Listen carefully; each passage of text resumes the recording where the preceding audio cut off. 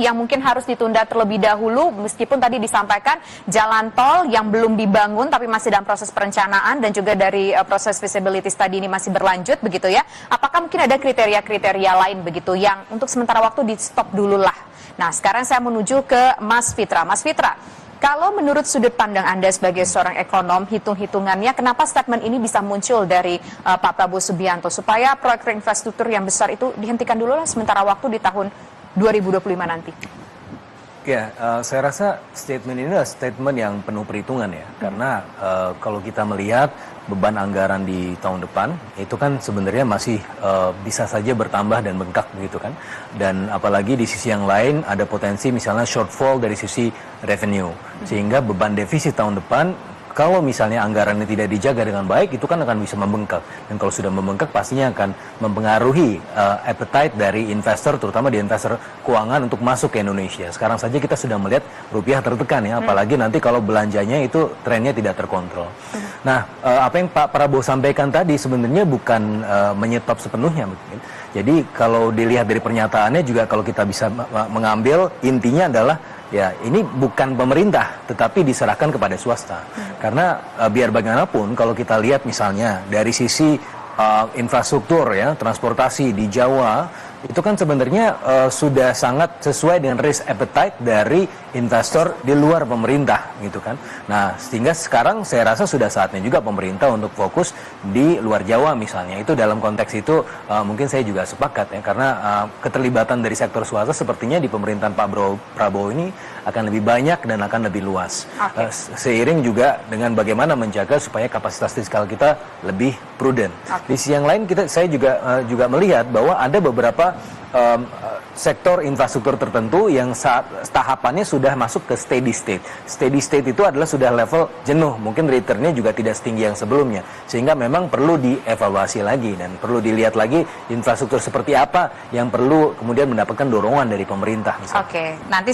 Nah, sekarang saya ingin menuju ke Mas Fitra. Mas Fitra, walaupun yang sudah jalan akan tetap dilanjutkan, dijamin tidak akan ada yang terbengkalai, tapi kenapa tampaknya proyek jalan tol ini dianggap tidak begitu seksi lagi? Kalau kita ingat dulu di pemerintahan sebelumnya selama 10 tahun begitu banyak sekali pembangunan jalan tol. Ya, kita sebagaimana yang saya sampaikan tadi, ada konsep yang disebut sebagai steady state. Ada tingkat kejenuhan ya. Jadi kalau misalnya dibangun terlalu deras ya, kemungkinan return terlalu rendah, kemudian dampak ekonominya juga kemungkinan tidak akan sebesar sebelumnya begitu kan, sehingga perlu dievaluasi. Apalagi beberapa proyek-proyek tertentu juga dibuat dengan feasibility studies yang mungkin di bawah standar. Nah, ini juga perlu dievaluasi lagi. Makanya saya sangat sepakat sekali dengan pernyataan dari Pak Prabowo.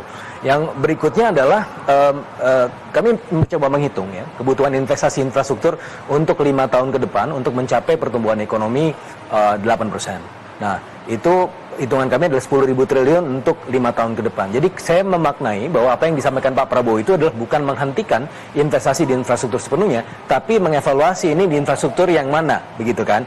Nah, dari hitung-hitungan kami juga, kami melihat bahwa untuk di sektor transportasi mungkin tidak akan sederas sebelumnya, meskipun masih akan terus lanjut, tapi tidak akan setinggi selama 10 tahun terakhir. Maka perlu ada prioritas-prioritas lain yang memberikan multiplier efek lebih tinggi dan belum sampai level kejenuhan. Apa saja? Ada 6 core infrastructure yang coba kami hitung. Selain transportasi, ada water sanitation, water resources, ada perumahan, dan kemudian ada ICT dan ada energy. Nah, 3 yang terbesar itu, yang pertama adalah energi 3.800 triliun ya, kemudian adalah ICT dan disusul dengan perumahan. Dan ini sesuai dengan apa yang ditargetkan oleh pemerintahan ini, bagaimana membangun 15 juta perumahan baru, terus kemudian bagaimana juga fokus di sektor ICT, dan tidak kalah pentingnya fokus di industrialisasi dan hilirisasi, yang mana itu juga masuk ke sektor energi. Dan tidak kalah pentingnya itu adalah dari 3.800 triliun, 1.000 triliun sampai 1.500 triliun diantaranya itu adalah untuk khusus sektor green energy. Nah, green energy ini juga diharapkan memberikan efek multiplier yang jauh lebih besar, sehingga mampu untuk kemudian mengerek pertumbuhan. Tahun 2024 saja ya, untuk seluruhan infrastruktur itu yang 2024 420 triliun, di tahun ini tahun depan maksudnya 2025 itu 400 triliun ya, setidaknya minimal 20 triliun saja dari situ kan sudah kelihatan ya. Apalagi nanti kalau ada proyek-proyek yang in the pipeline sudah dianggarkan tapi kemudian belum jalan sama sekali, itu mungkin bisa sampai 50 sampai 70 triliun, bahkan sampai 100 triliun. Itu kan bisa digunakan untuk hal-hal yang lain. Seperti misalnya apa yang dilakukan oleh pemerintah kemarin juga baru diumumkan ada paket kompensasi ya untuk masyarakat sekitar 250 triliun. Itu kan juga dampaknya langsung segera ke masyarakat kan, dan itu bisa membangkitkan misalnya sektor konsumsi. Di mana sektor konsumsi sendiri kan itu kontribusi terhadap ekonomi kan lumayan besar ya. Kalau sektor infrastruktur salah satu konsiderasinya adalah dia memiliki time lag gitu kan, tidak segera, ada faktor intertemporalnya, sehingga itu juga kemudian diperhatikan oleh pemerintah karena sektor konsumsi masyarakat sekarang ini sedang tertekan begitu kan. Ini yang juga menjadi fokus perhatian. Dan nanti kalau misalnya memang diperlukan dan sudah dievaluasi dan melihat bahwa beberapa proyek-proyek yang tadinya tidak jalan atau tidak kemudian tidak dijalankan ya karena memang pilihan-pilihan tadi itu setelah dievaluasi, oh ternyata good to go, apalagi ada investornya sesuai dengan risk appetite mereka, ya go for it gitu. Tapi sekarang di kondisi sekarang kan tadi Mas mengatakan bahwa jangan-jangan memang udah mencapai titik jenuh nih proyek infrastruktur jalan tol. Tapi disampaikan juga tadi bahwa kalau misalkan ada investor ya udah kita akan tetap jalan. Nah, pertanyaannya, apakah sekarang investor ini masih tetap punya appetite untuk mengambil proyek-proyek infrastruktur tadi, khususnya jalan tol? Ya, itulah kenapa Pak Prabowo ingin mengevaluasi kan. Ini kan kenapa harus pemerintah terus yang melakukan? Kenapa nggak sektor swasta? Berarti kan ada permasalahan. Kalau sektor swasta nggak masuk, berarti itu ada masalah. Ini pun berarti proyeknya ya tidak berdampak ya secara ekonomi. Nah itulah sebabnya juga harus dievaluasi. Kalau misalnya sektor swasta masuk, itu kan pasti akan berdampak. Makanya tadi kalau ada proyek-proyek tertentu, mungkin ada inisiasi dari sektor swasta, pemerintah bisa lah chip in sedikit-sedikit gitu kan. Ada prinsip yang disebut sebagai KPBU, kerjasama pemerintah dan badan usaha ya dengan swasta gitu ya. Ada pemerintahnya, ada swastanya. Itu saya rasa akan jauh lebih menarik dan akan lebih berkembang sustainable begitu ya, ketimbang nanti pemerintah lebih top down, saya bangun ini, tapi dampaknya belum kelihatan jelas, returnnya juga nggak jelas juga, sehingga akan membebani baik itu dari sisi BUMN-nya yang membangun off balance sheet, ini kan bukan dari APBN juga, off balance sheet, itu akan membebani BUMN-nya. Terus di sisi yang lain ya, kalau misalnya BUMN-nya sudah tersandera, dia nggak mampu lagi, sudah nggak liquid, kan pemerintah juga harus menanamkan uangnya juga di sana, akhirnya APBN lagi keluar. Nah ini juga harus kemudian diperhatikan ke depan. Tapi kalau dilihat-lihat dari kondisi terakhir saat ini, tadi kan disampaikan ada 3 sektor yang cukup menarik dan akan diprioritaskan. Kalau bicara soal jalan tol, apakah ini masih cukup menarik untuk ke depannya? Saya rasa masih ya, untuk beberapa tempat-tempat yang memang belum sampai tingkat kejenuhan itu. Tapi kan ini kan perlu dihitung lagi gitu ya. Jadi jangan sampai kita membangun tempat yang secara relatif returnnya sudah tidak terlalu tinggi begitu kan. Itu juga harus menjadi fokus perhatian pemerintah ke depan. Daerah-daerah mana saja Mas? Kalau di Pulau Jawa kan sudah banyak. Tapi kalau kemarin kan kita lihat trennya ada daerah Sumatera dibuat tol, kemudian daerah Kalimantan juga dibuat tol. Nah kalau sekarang tuh kalau seandainya nih yang cukup menarik buat investor, kira-kira daerah mana Mas?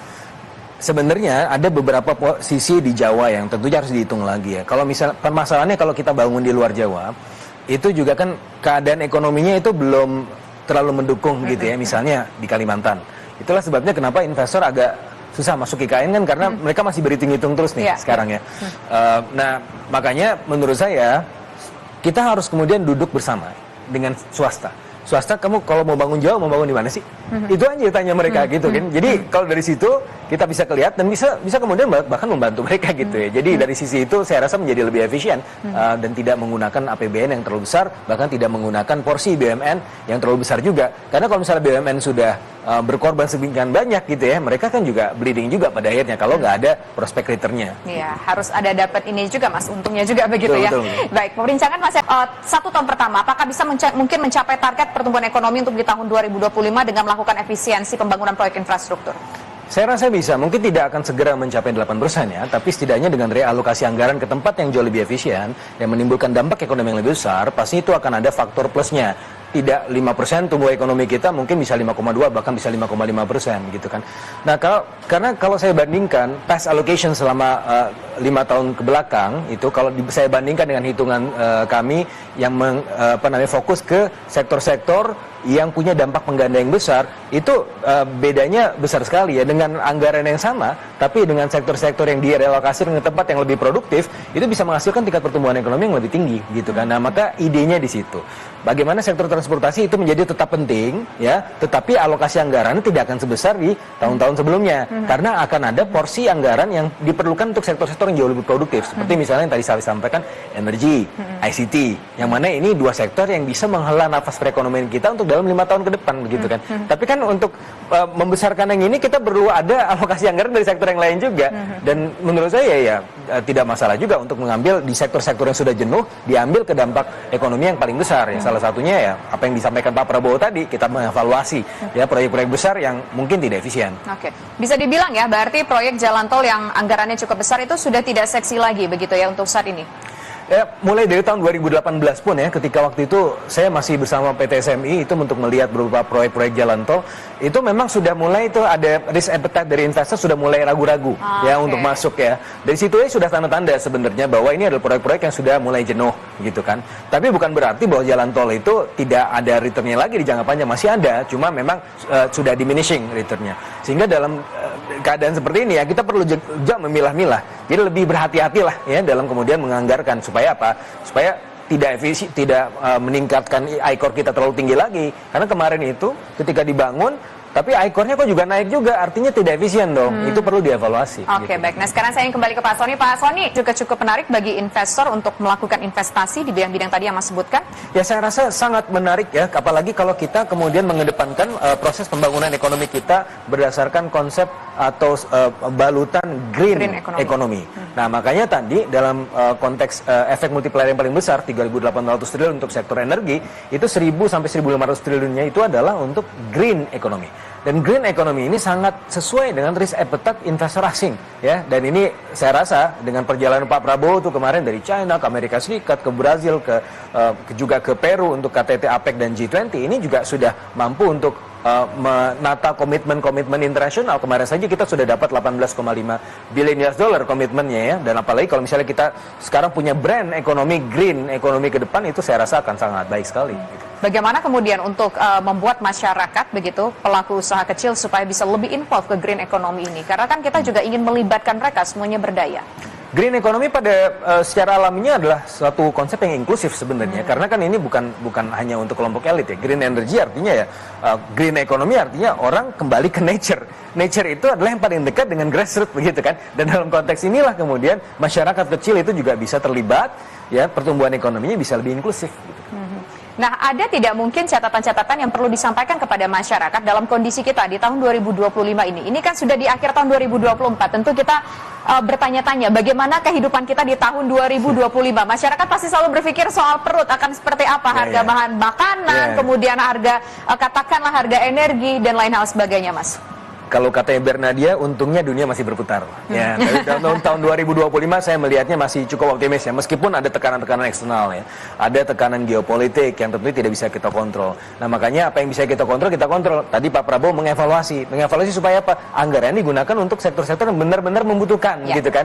Jadi ini adalah sifat precaution dari pemerintah untuk kemudian kalau kita bicara prinsip Pak Prabowo kan civis pacem para belum. Ya, jadi kalau misalnya dalam keadaan yang diam-diam begini ya, itu sebenarnya kita harus segera siap-siap untuk selalu perang, karena dengan kesiapan itu kita bisa damai kan di tahun-tahun mendatang begitu kan, karena kita harus selalu bersiap-siap, precaution, menyiapkan anggarannya, ada saldo-saldo anggarannya. Itu dari sisi pemerintah, dari sisi masyarakat sebaiknya menahan diri kah untuk konsumtif, tapi di sisi lain supaya masyarakat harus mau belanja. Yang mana yang paling bagus untuk masyarakat bawah kecil? Kan nggak ada duit, Mbak, apalagi mau ditahan begitu kan, makanya perlu stimulus. Nah, kalau untuk masyarakat menengah ke atasnya ya silakan belanja, jangan ditahan-tahan, tapi kan kita harus kemudian harus juga bisa meyakinkan mereka untuk bisa belanja di dalam negeri, gitu kan. Bagaimana caranya? Ya membuat iklimnya kondusif.